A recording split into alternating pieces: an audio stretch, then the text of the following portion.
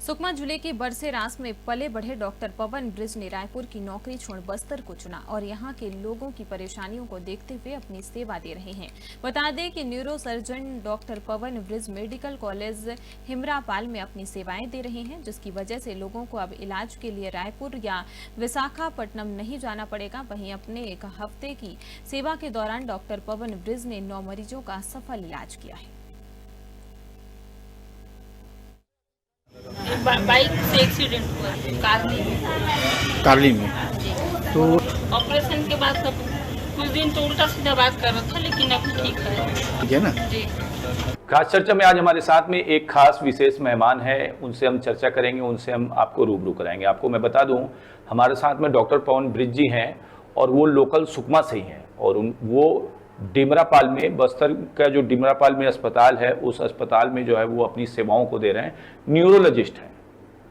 मस्तिष्क की जब बात आती है तो कहीं ना कहीं दिमाग पे बड़ा दबाव आने लगता है, क्योंकि इस केस को लेकर के जितने भी पेशेंट थे वो हमेशा से रायपुर, विशाखापट्टनम या हैदराबाद का जो है रुझान करते थे, लेकिन अब ये सुविधाएं हमारे बस्तर में डिमरापाल का जो हॉस्पिटल है उसमें उपलब्ध है।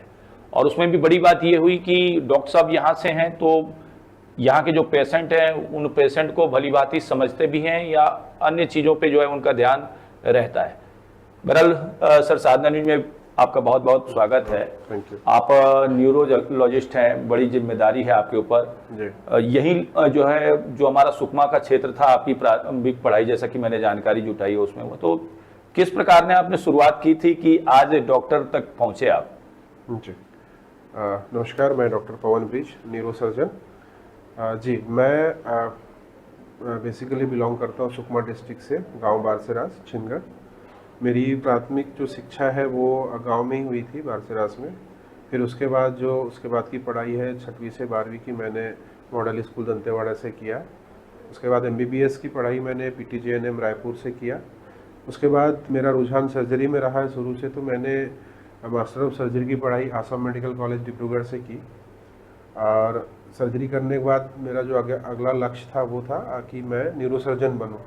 तो उसके लिए मैंने 1 साल तैयारी की और जब सेलेक्ट हुआ तो मैंने कॉलेज रायपुर में ही DKS हॉस्पिटल जो PGI रिसर्च सेंटर है, वहाँ से मैंने MCH की पढ़ाई अभी रिसेंटली कंप्लीट की। सर, एक बड़ी चीज़ होती है कि आपकी जो प्रारंभिक जो शिक्षा थी वो सुकमा में ही हुई और जो गांव के स्कूल थे उन्हीं से आपने पढ़ाई करी। वहां से एक बड़े मुकाम तक जब कोई आता है, क्योंकि सुविधाओं का अभाव कहीं ना कहीं सुकमा में जो है शिक्षा को लेकर के रहा, तो उस समय में भी जो है ये चीजें आपके ऊपर प्रभावी नहीं हुई, क्या कारण है? क्या?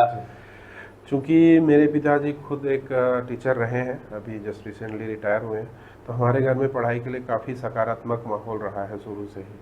और मेरी खुशकिस्मती ये रही कि मुझे जितने भी शिक्षक मिले हैं प्राइमरी स्कूल से लेके आज तक, तो उन्होंने हमेशा से ही मोटिवेट किया है, सपोर्ट किया है पढ़ने के लिए, चाहे वो प्राइमरी के स्कूल के शिक्षक रहे हो या फिर middle school, higher secondary school के। उनका जो मार्गदर्शन है वो शुरू से ही काफ़ी अच्छा रहा है, तो उनकी बदौलत ही यहाँ तक आज तक पहुँचने में मुझे काफ़ी सहयोग मिला है।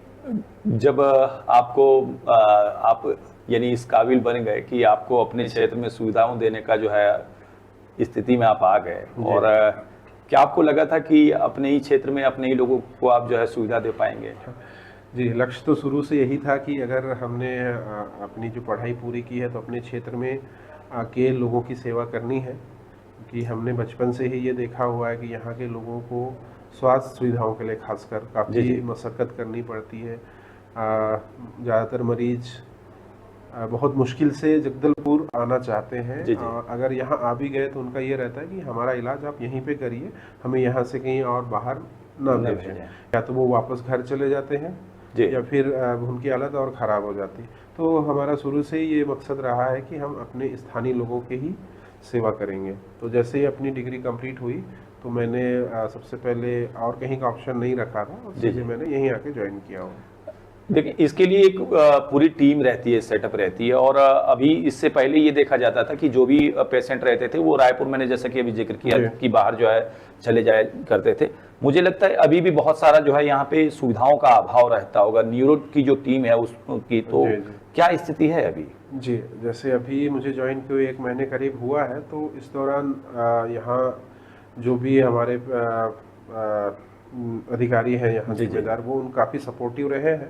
जी जितनी सुविधाएं हैं उसके हिसाब से हमने अभी 8-9 मरीजों का सफल ऑपरेशन किया है। जी पर अभी भी यहाँ पे न्यूरो से संबंधित सुविधाओं का काफ़ी अभाव है। जी जी जी जैसे ऑपरेशन करना ही एक बड़ी बात नहीं होती न्यूरो के केस में।